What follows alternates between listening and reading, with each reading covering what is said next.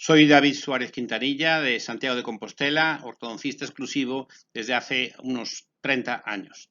Y hoy voy a hablar de algo importante, que es la oclusión funcional en ortodoncia.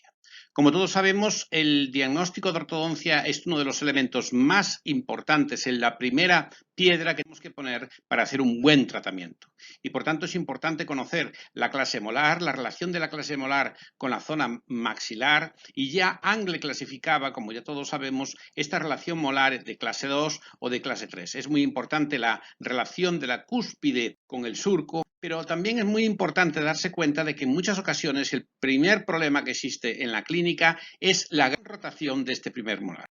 Y por tanto, Andrews es el que establece las famosas 6 llaves de Andrews, que comprende una oclusión en el surco central de la fosa inferior, un contacto muy importante entre crestas marginales mesiales del primer molar superior y distales del segundo molar superior, y muy importante, el segundo premolar debe de estar correctamente encajado sobre este primer molar, como está sentado en esta imagen este elefante que pongo a los alumnos para que se acuerden siempre de que este es uno de los elementos claves de todo el tratamiento. Por tanto, tenemos un molar que debe estar inclinado hacia distal, con estos puntos que nos van a marcar no solamente la relación molar, la clase 1, el overjet o la sobremordida y el resalte, y un correcto ángulo interincisivo. También recordemos la imagen del diablo, es decir, que recordemos siempre que los molares superiores deben de tener, y con respecto a los inferiores, debe haber una especie de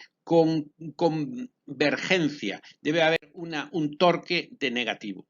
Y por tanto, este torque negativo es muy importante, esta torsión negativa que debe de existir a nivel de las coronas. Bien, dentro de las oclusiones escogemos siempre que podemos la mutuamente protegida, sobre todo cuando vamos a hacer un tratamiento general de la maloclusión, y mutuamente protegida comprende la guía incisiva y comprende la guía canina. Por tanto, recordemos que cuanta más expansión necesite el paciente, más torsión negativa le tenemos que dar a los braques. Y en muchas escuelas tienen un error de concepto, un error de ABC. Es decir, cuanto más expansión, más torsión negativa necesitan los dientes para bajar precisamente las cúspides vestibulares y subir estas cúspides linguales. Y esto es un concepto que es muy importante porque es fundamental para la oclusión funcional.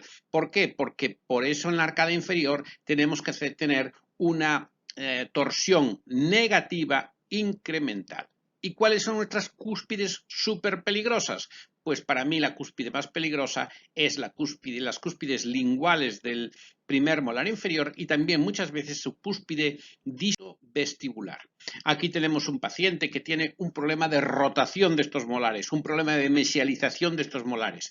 ¿Qué necesitamos para este tratamiento? Ante todo, desrotar y distalar estos molares. En este caso lo hacemos con un péndulo, mantenemos después el espacio con un arco utilitario, vemos la evolución del caso, lo tratamos después con arcos de cierre y con elásticos intermaxilares de clase 2 para conseguir precisamente un tratamiento sin extracciones a base de desrotación y distalamiento de los molares y una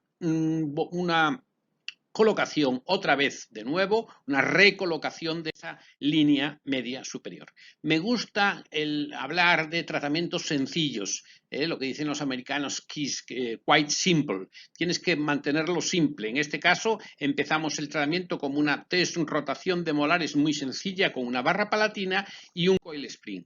Abrimos el espacio y una vez que ya tenemos solucionado el problema de los molares, del distalamiento molar, vamos a utilizar elásticos intermaxilares mayores en el lado derecho que en el lado izquierdo para, como pueden ver ahí y comprobar, acabando con el gunmetal, que es lo que utilizamos para acabar los casos.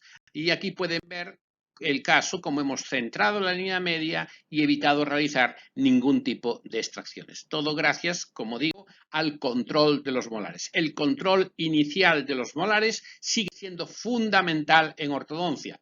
En ocasiones lo hacemos con braques, en ocasiones lo hacemos con otros sistemas. En este caso, con el sistema más sencillo que existe, que es un Quahelix con 4 hélix para acabar esa oclusión. ¿Y así que conseguimos? Pues no solo conseguimos un buen resultado de oclusión, funcional y un buen resultado estético, sino que conseguimos lo que se llama un diseño de sonrisas. Es decir, logramos ensanchar la sonrisa, rellenar los espacios oscuros y conseguir un buen alineamiento dentario y una óptima estética sin necesidad de recurrir a caries ni a prótesis. ¿Qué tipo de oclusión vamos a buscar? Sin ninguna duda, la mutuamente protegida. Es decir, cuando estemos cerca de relación céntrica, los incisivos no se deben tocar y la oclusión posterior debe tener el máximo número de contactos estables. Mientras que en la protrusiva vamos a encontrarnos una disoclusión posterior, una sin contacto posterior, y esto nos va a favorecer. Igual que también en los movimientos de la lateralidad, ¿qué vamos a tener? Vamos a tener una disoclusión canina inmediata. Aquí podemos ver el esquema de lo importante que es la sobremordida incisiva para la guía anterior y lo importante que es que el canino que esté en la posición adecuada para la disoclusión canina lateral.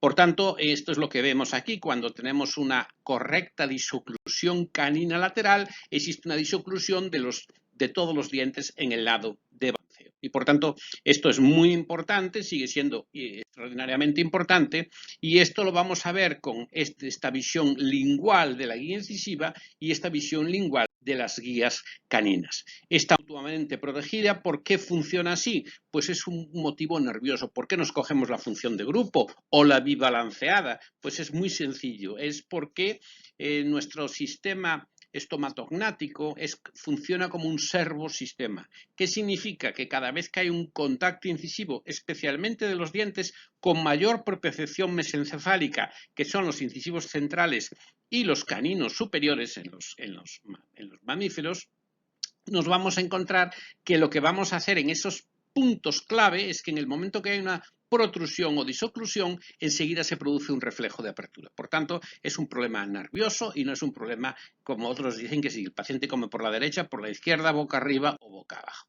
Es decir, esto está relacionado con el nervio trigémino y con esa disoclusión que va a producir el trigémino en los músculos, especialmente gracias a esa aferencia propioceptiva que acaba reproduciendo una eferencia motora.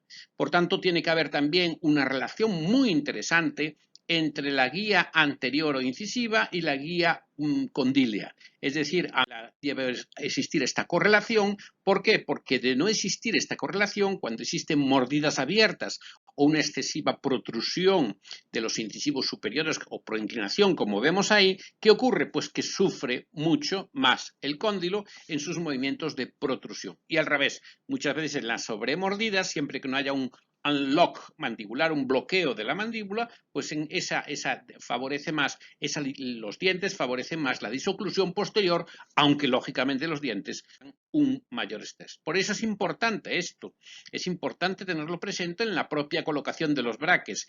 Cuando hablamos de mordida abierta, normal o de sobremordida, vamos a colocar los braques de manera diferente, incluso cuando hablamos de torsión, es decir, de que la colocación de arcos rectangulares, y así es importante conocer, por ejemplo, las cantidades de torsión que vamos a tener en las diferentes técnicas, en la de Andrews, en la Roth, en MBT o en nuestra técnica Straight Wire Low Friction, o en la bioprogresiva. Nosotros tenemos 17 grados, pero bueno, yo creo que entre 10 grados, 15, 16, 17 sería lo más adecuado cuando estemos hablando de finalizar los arcos con arcos gruesos de 19 por 25 o de 21 por 25.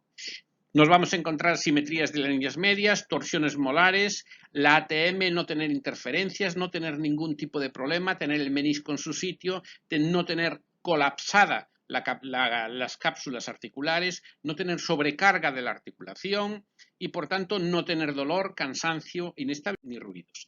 ¿Qué ocurre? Pues que yo no tengo ninguna duda cuando se dicen tonterías, porque la gente sobre ATM dice tonterías, ¿vale? Entonces, pues yo no tengo ninguna duda que muchos pacientes que tienen problemas de disfunción o de ATM tienen problemas de prematuridades, de interferencias. El gran problema de todo esto es la especialización en ortodoncia de los especialistas en ATM. Este es otro problema que no voy a hablar ahora.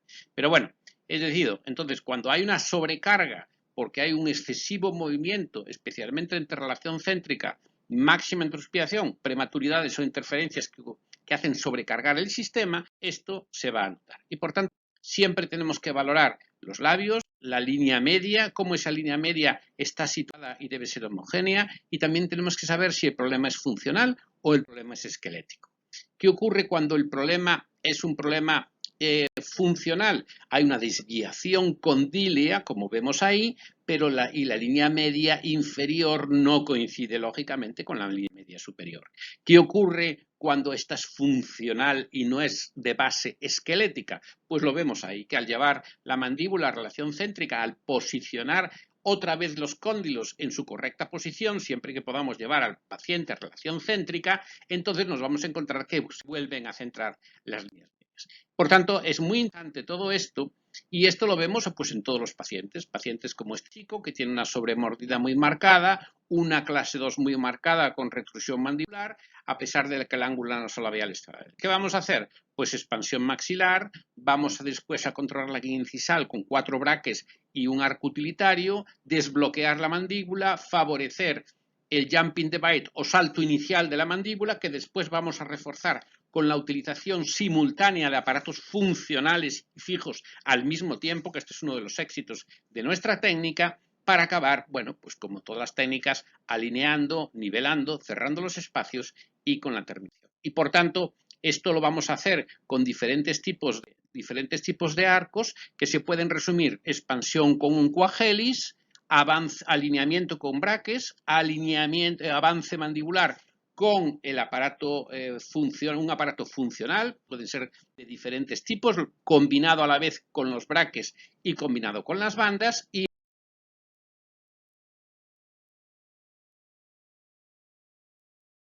¿qué es lo bueno que tiene esto? Que después tenemos el mandibular catch-up, que nos va a ayudar aún a corregir más la clase 2. Hemos mejorado no solamente los dientes, sino que lo más importante de nuestra es la mejora del perfil del paciente, la mejoría del crecimiento mandibular y una posición del incisivo inferior al.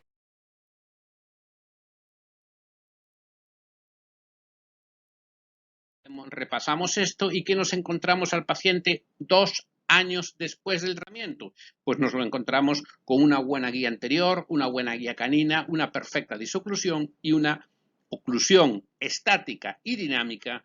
Esta